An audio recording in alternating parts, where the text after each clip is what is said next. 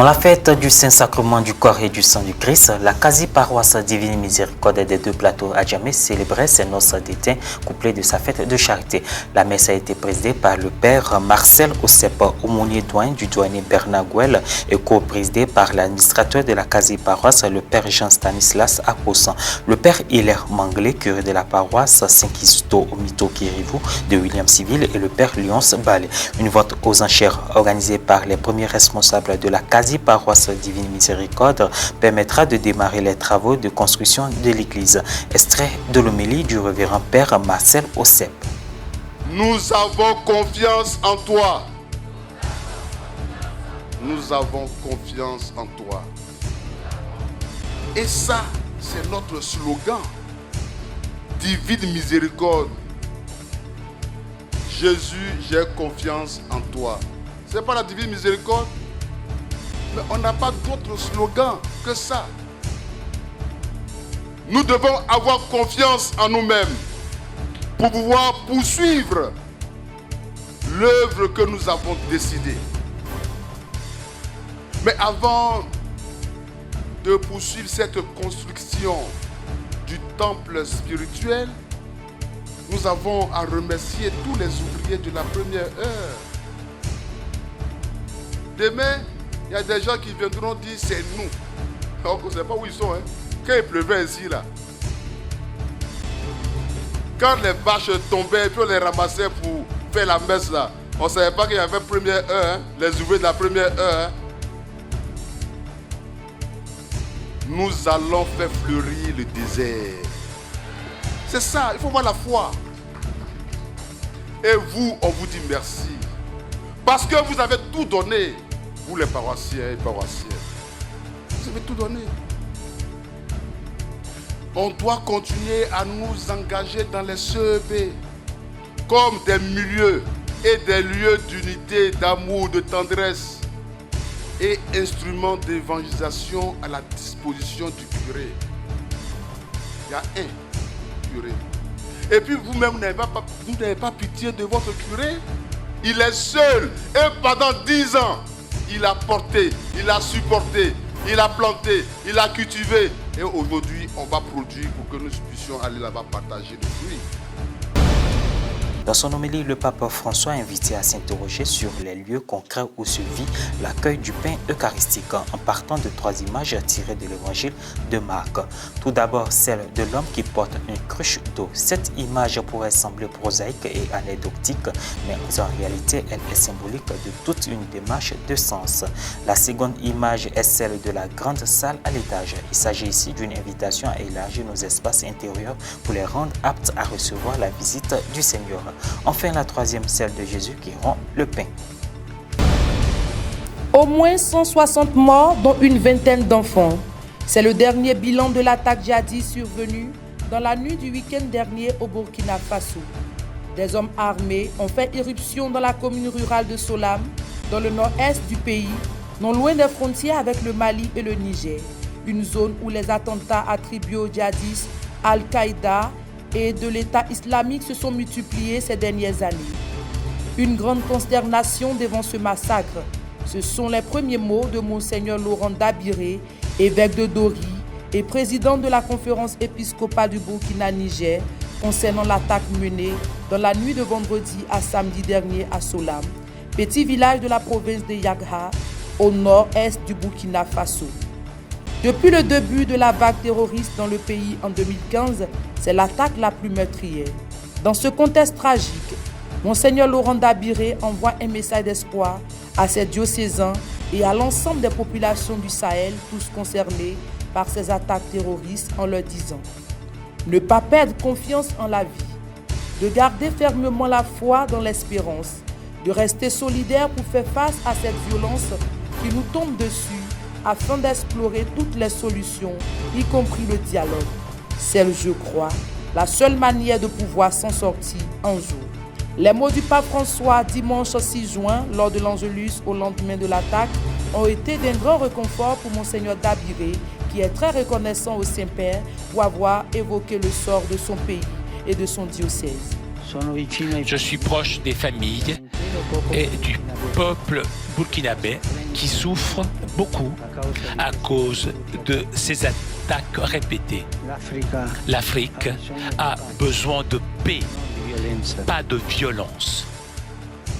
Après cette attaque la plus meurtrière qu'a connue le Burkina Faso depuis 6 ans, le pays a décrété un deuil national de 72 heures. À Ouagadougou, les habitants sont sous le choc. Dans la basilique du Saint-Sépulcre de Jérusalem, la messe solennelle du corps et du sang du Christ, une célébration instituée par le pape Urbain IV, au cours de laquelle l'Église fait mémoire du très saint sacrement de l'Eucharistie, a été présidée par Monseigneur Pierre Battista Pizzaballa, patriarche de Jérusalem des Latines, avec la participation de plus de 50 prêtres. Dans son homélie, il a souligné que, dans la solennité du cœur sacré de Jésus, nous lisons le même évangile que l'Église proclame le soir du jeudi saint, en souvenir de la dernière scène, qui nous ramène au jour de la Passion. Jésus offre son corps et son sang, c'est-à-dire sa vie. Il l'offre dans un geste extrême d'amour, comme signe de l'alliance, comme nourriture du salut, comme principe de la vie nouvelle pour tous. Dans ce lieu, nous célébrons le triomphe de l'amour, de la vie et de l'amour sur la mort et sur tout ce qui divise et tout ce qui dépend de la mort, et aussi l'Eucharistie. En ce lieu, nous célébrons aussi l'Eucharistie qui est la consécration de cet amour dans l'éternité, pour toujours, dans chaque église et dans chaque partie du monde. Dans la basilique du Saint-Sépulcre, lieu de crucifixion, de la mort et de la résurrection de Jésus, la célébration du Corpus Christi suit un rite spécial chargé de sens. Nous restons à l'intérieur même de la basilique, car la fête du Corpus Christi est normalement célébrée dans les rues. Elle passe par les rues. Ici, nous restons à l'intérieur de la basilique. Nous faisons la procession avec 3 tours autour du sépulcre, ce que nous faisons dans toutes les fêtes que nous célébrons. Dans le dernier tour, nous allons vers le calvaire, car nous ne pouvons pas le laisser de côté. Nous passons sous le calvaire. Avec cette procession, nous voulons aussi unir 2 mystères que nous avons ici dans la basilique, la mort et la résurrection de Jésus. Mystère d'amour, source de salut et de vie, voici le corps du Christ, célébré en ce lieu saint et dans le monde entier. Ici, nous restons à l'intérieur de la basilique. Nous faisons la procession avec 3 tours autour du sépulcre. 1996-2021, cela fait 25 ans que le mouvement CVAV, Cœur Vaillant, Âme Vaillante, est sur la paroisse Sainte-Rita de Kassia de Niango Nord, située dans le diocèse de Yopougon. La célébration des noces d'argent a eu lieu le dimanche 6 juin 2021 en présence de nombreux fidèles et des membres du dit mouvement venus des autres paroisses du diocèse.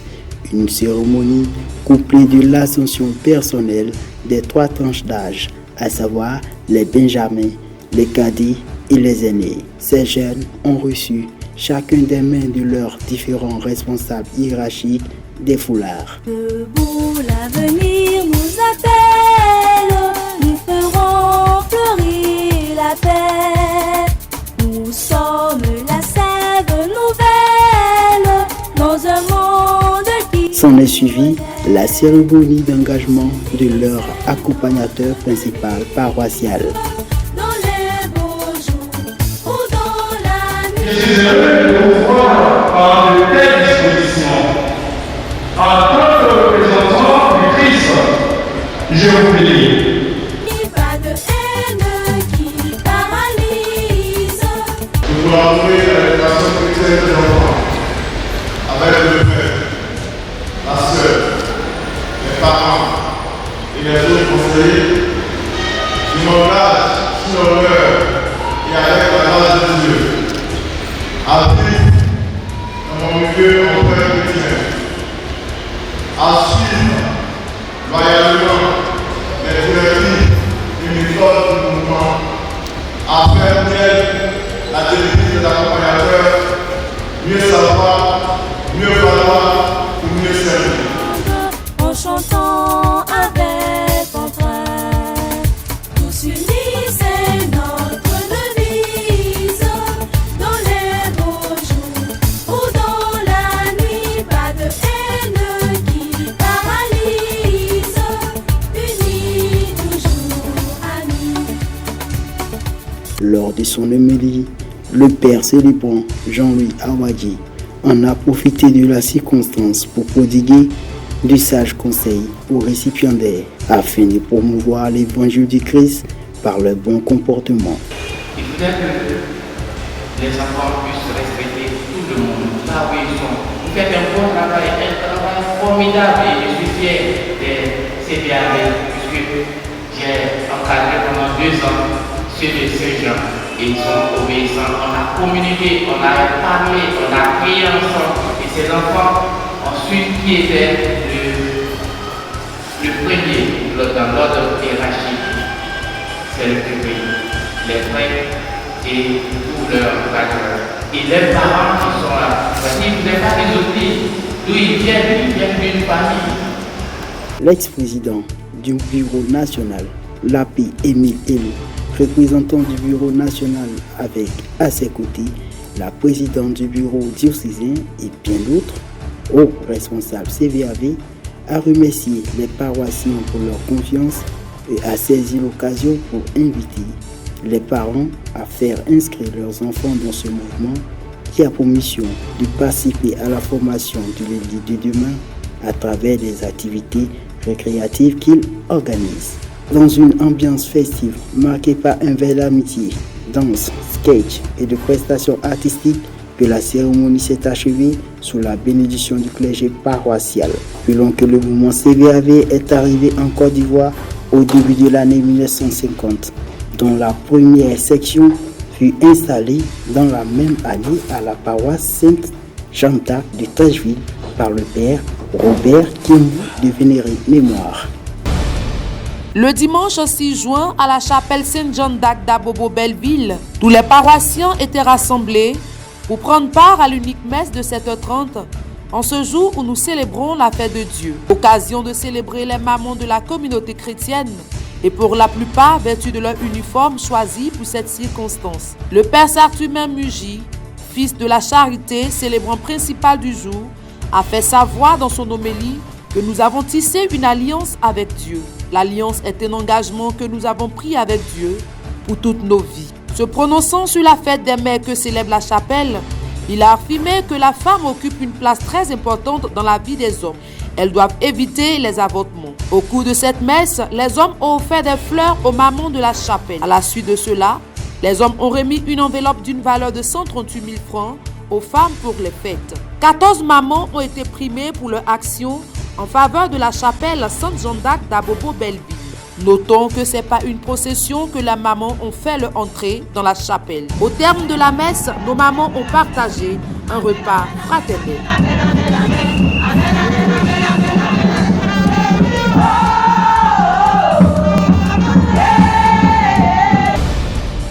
La FEC, c'est pour l'entraide spirituelle, matérielle et sociale, a assuré la 3e présidente de la FEC de la paroisse Saint-Joseph, qui s'est réjouie que son investiture coïncide avec la fête du Très Saint Sacrement, qui est la fête du corps et du sang du Christ. L'investiture a coïncidé aussi avec le baptême des jeunes et des enfants. Les membres de la chorale ont pris l'engagement, entre autres, de servir l'Église à travers les chants sacrés sans rien attendre en retour et de se mettre à la disposition de l'Église. Le père curé de la paroisse Saint-Augustin de Boisflé, André Agbé, les a invités au respect des engagements pris. Il a exhorté les fidèles à les aider afin que leur mission soit couronnée de succès. Née à la paroisse Saint-Augustin de Boisflé en 2014, la chorale Saint-François-Cole compte une trentaine de personnes. Le statut a été officialisé par l'adoption par consensus de la résolution participation du Saint-Siège à l'Organisation mondiale de la santé. La résolution a été présentée par l'Italie et co-sponsorisée par 70 autres pays. Cette décision reflète la relation que le Saint-Siège entretient avec cette organisation de manière continue depuis 1953 et témoigne de l'engagement de la famille des nations pour faire face à travers le dialogue et la solidarité internationale aux défis mondiaux qui affectent l'humanité, a déclaré le Saint-Siège dans un communiqué de presse. En tant qu'observateur permanent, le Saint-Siège n'a pas le droit de voter les résolutions ni de présenter des candidats aux différentes élections. Cependant, le Vatican peut intervenir aux débats généraux de l'Assemblée de la santé et des autres comités principaux de l'organisation comme le Conseil exécutif. Une collate record depuis le lancement du Fonds national catholique en 2014 par l'épiscopat ivoirien. Dans l'ensemble, Nous sommes à plus de 572 millions collectés par tous les diocèses, a révélé mercredi 9 juin le père Émile Sialou, secrétaire permanent pour les affaires économiques CECCI. C'est la première fois que nous atteignons ce montant. Cela veut dire que le fonds progresse. Pour la première édition en 2014, nous avions collecté 220 millions. Cette année, nous avons pu réunir plus de 572 millions. Progressivement, l'Église s'achemine vers son autonomie financière, a-t-il précisé. Avant cette dernière collecte, les 6 premières éditions ont porté du fruit. Une partie des fonds collectés est engagée dans la construction d'une cité de 32 appartements de 4 pièces. Depuis juin 2014, chaque année à la Pentecôte, la Conférence des évêques catholiques de Côte d'Ivoire consacre l'entièreté des quêtes dominicales dans toutes les paroisses et chapelles du pays à la constitution du Fonds national catholique destiné à assurer l'autonomie financière de l'Église ivoirienne. Pour l'édition 2021 qui s'est tenue les 22 et 23 mai, les fidèles et clercs ivoiriens s'étaient fortement mobilisés sur les réseaux sociaux pour combler le manque à gagner, l'édition 2020 n'ayant pu se tenir à cause du Covid. Cette forte mobilisation a été saluée par le père Pierre Claver Yesso, vicaire général du diocèse d'Abidjan, au nom de Monseigneur Ignace Bessi, le président de la Conférence des évêques catholiques de Côte d'Ivoire et président du conseil d'administration du Fonds national catholique. Les contributions par province ecclésiastique sont de 434 563 360 francs CFA pour Abidjan. Bouaké-Centre, 60 155 735 francs CFA. Gagnoa Ouest, 53 64 495 francs CFA. Et Korogo Nord, 24 654 540 francs CFA. Soit un total de 572 438 130 francs CFA. 873 284,11 euros. Le montant du Fonds national catholique de l'édition 2019 était de 493 85 845 francs CFA. La ministre qui veut impliquer les religieux dans la mise en œuvre des réformes du secteur de l'éducation a reçu les bénédictions et encouragements de l'archevêque métropolitain d'Abidjan. L'Église catholique, qui possède de nombreuses écoles, est un partenaire important du système éducatif de l'État ivoirien. La rencontre sollicitée par la ministre nommée à ce ministère au mois d'avril avait pour objectif de présenter ses civilités au cardinal Jean-Pierre Coutan, archevêque d'Abidjan, et lui présenter le projet des États généraux de l'éducation nationale pour prendre conseil et bénédiction. L'archevêque métropolitain d'Abidjan a en outre exprimé sa satisfaction face à l'idée des États généraux de l'école ivoirienne en crise selon de nombreux experts. Une pastorale familiale non théorique mais pratique, accrochée aux blessures et aux problèmes des gens, non réservée à une élite, mais confiée aux couples laïcs et aux familles avec enfants comme sujet actif de l'évangélisation, témoin valide de la mission du mariage adéquatement formé. C'est le point de départ sur lequel le pape François, à travers un message vidéo, invite les participants à réfléchir sur le forum en ligne promu par le dicaster pour les laïcs, la famille et la vie, intitulé « Où en sommes-nous avec l'application d'Amoris Laetitia ?» L'initiative lancée dans le cadre de l'année spéciale famille, Amoris Laetitia, a démarré le mercredi 9 juin et pendant 3 jours rassemble environ 350 délégués de la pastorale familiale provenant de 60 conférences épiscopales, de 30 mouvements internationaux et des diocèses du monde entier. Pour le pape, ce forum représente un moment essentiel de dialogue entre pasteurs et laïcs qui s'inscrit dans la continuité du parcours synodal et qui doit pouvoir se concrétiser dans les églises locales à travers la coopération, le partage des responsabilités, la capacité de discernement et la disponibilité à être proche des familles. Les familles sont confrontées à de nombreux défis concrets. Des défis que le double synode sur la famille 2014-2015 avait déjà mis en évidence. Les pressions idéologiques qui entravent le processus éducatif, les problèmes relationnels, la pauvreté matérielle et spirituelle, et où au fond, beaucoup de solitude due à la difficulté de percevoir Dieu dans sa propre vie. Cette difficulté a souligné le souverain pontife peine encore à être traitée et nécessite un nouvel élan pastoral dans certains domaines particuliers. Pour la première fois en Italie, 2 cœurs de personnes positives au Covid n'ayant pas réussi à vaincre la maladie ont été donnés à des patients négatifs et sans anticorps. Cela s'est passé à la polyclinique Sant'Orsola de Bologne et à l'hôpital pédiatrique Bambino Gesù de Rome. Après la greffe, aucun patient n'a été infecté par le virus. La première intervention chirurgicale à Bologne a été réalisée fin avril sur un homme de 64 ans, tandis que la seconde à Rome a été réalisée mi-mai sur un garçon de 15 ans. Tous deux souffraient d'une grave maladie cardiaque et avaient un besoin urgent du nouvel organe. Ainsi, grâce à une dérogation accordée par le Centre national de transplantation, ils ont pu subir la chirurgie salvatrice. La gravité des conditions cliniques des patients, explique le directeur du CNT, Massimo Cardillo, a incité les équipes médicales des deux centres à nous demander une autorisation de transplantation, même si les receveurs étaient exempts d'anticorps. Il s'agit du premier cas pédiatrique en Italie. Un garçon Covid négatif de 15 ans a reçu un nouveau cœur d'un donneur positif. Le jeune homme souffrait d'une cardiomyopathie dilatée, une maladie rare qui compromet la capacité du cœur à pomper efficacement le sang vers le corps. Au fil des années, son état s'est aggravé et à l'été 2020, à la suite d'un arrêt cardiaque, le jeune homme de 15 ans a subi une greffe d'un cœur artificiel. Le match d'ouverture de l'Euro 2020, Italie-Turquie. Plusieurs pays s'étaient portés candidats pour accueillir les matchs bien avant le début de la pandémie. Mais comme l'événement a été reporté, l'UEFA n'a confirmé que les villes dont les plans garantissaient que les supporters pourraient suivre le match depuis l'intérieur du site, tout en respectant les restrictions liées au Covid-19. Un millier de bénévoles ont été recrutés pour l'occasion. Ils devront s'assurer que chacun respecte les mesures anti-Covid. L'événement va servir de test pour l'avenir. Malgré l'ombre du Covid-19, Rome est bien décidé à célébrer comme il se doit la fête du football européen. 2 écrans géants ont été installés sur la Piazza del Popolo où seront diffusés les 51 matchs de la compétition. Après une année en suspens, l'attente est forte pour les amateurs de foot et au-delà pour tous les habitants qui ont hâte de voir de nouveau vibrer la ville éternelle. C'est l'heure de la nonne, l'office de l'après-midi dans ce havre de 25 hectares à l'est de la capitale Dakar, où poussent arbres fruitiers et plantes médicinales. Quelques dizaines de moines célèbrent l'office dans leur église bâtie au milieu des années 1960 au sein d'un monastère fondé peu avant par l'abbaye bénédictine de Solmès en France. Comme ils le font 7 fois par jour sous des peintures murales de la Nativité et de la Passion où le Christ et ses compagnons sont représentés en africain noir, ils rendent grâce à Dieu accompagnés de 2 koras, harpes, luttes de la tradition mandingue de l'Afrique de l'Ouest. C'est un instrument qui permet à la parole de Dieu de s'épanouir. C'est pas un instrument qui écrase.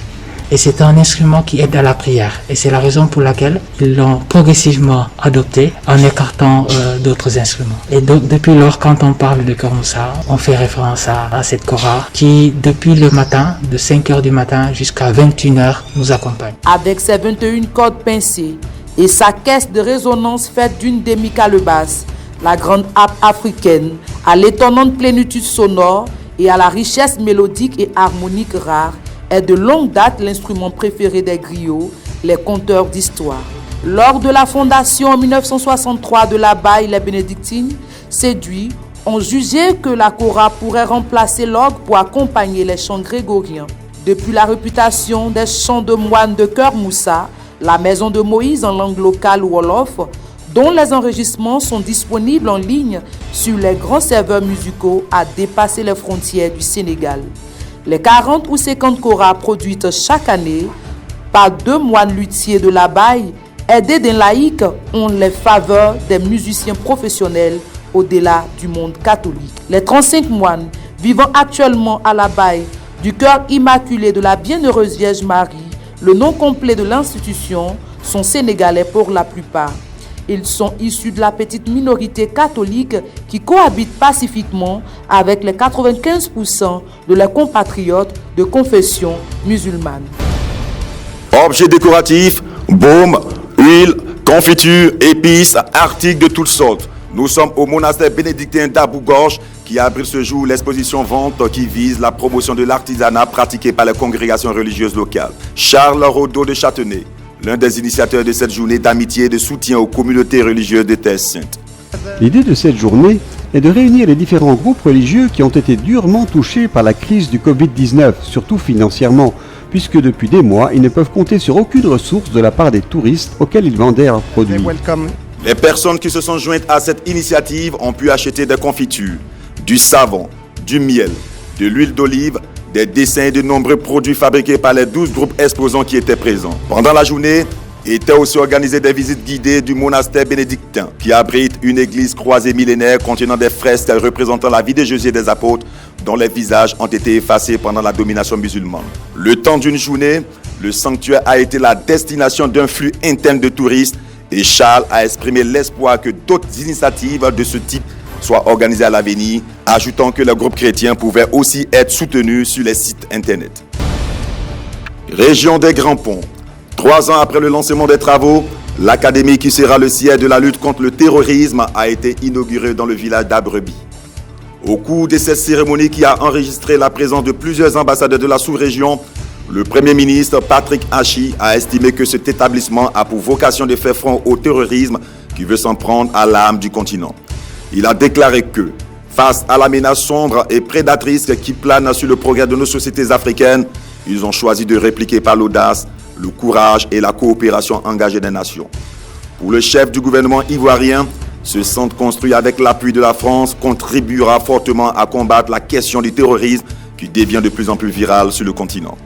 Selon Jean-Yves Le Drian, ministre français de l'Europe et des Affaires étrangères, la responsabilité de tous est de combattre ensemble cet ennemi commun, le terrorisme, dont les exactions au Sahel concernent directement les continents européens et africains. La déforestation due à la culture du cacao, dont la Côte d'Ivoire est le premier producteur mondial de fèves, a réduit de 16 millions d'hectares à 2 millions d'hectares la superficie de la forêt ivoirienne. La forêt classée de la Ténée est l'un des chantiers de reboisement les plus importants de la Côte d'Ivoire. Donc, elle a été plantée essentiellement en teck, en mélina, en fraqué, en framiré et en samba. Donc, à l'origine, ce chantier-là, c'est pour la production intensive de bois d'œuvre. Les 234 forêts classées de Côte d'Ivoire sont toutes détruites par endroits en raison du réchauffement climatique, des catastrophes naturelles, de l'appauvrissement des sols et de la migration des populations. La forêt de la Ténée abrite le plus grand centre de bouturage de la Société nationale de développement des plantations forestières. D'ici sont acheminées chaque année des millions de boutures vers des zones à reboiser. Pour combler le déficit des 3 millions d'hectares de forêt, ce sont environ 3 milliards d'arbres qu'il faut planter dans tout le pays d'ici 10 ans. La Côte d'Ivoire a lancé en 2021 une ambitieuse opération de reboisement baptisée « Un jour, 50 millions d'arbres ». Ce n'est pas une option, c'est une nécessité pour sauver la Côte d'Ivoire, a expliqué le ministre ivoirien des Eaux et Forêts, Alain Donvaï. Parce que ce qui est le plus important, c'est que chacun de nous comprenne que le gouvernement seul ne pourra pas y arriver. Il faut que chacun soit planteur de forêt, soit planteur d'arbres. Il faudrait que chacun participe à la reforestation en Côte d'Ivoire. En 1960, plus de 50% du territoire ivoirien était couvert de forêts, contre moins de 11% actuellement. La déforestation poussée en Côte d'Ivoire a également détruit l'habitat naturel d'une faune en voie d'extinction. Et voilà, c'est tout pour cette édition. Merci de l'avoir suivi. Merci de votre fidélité.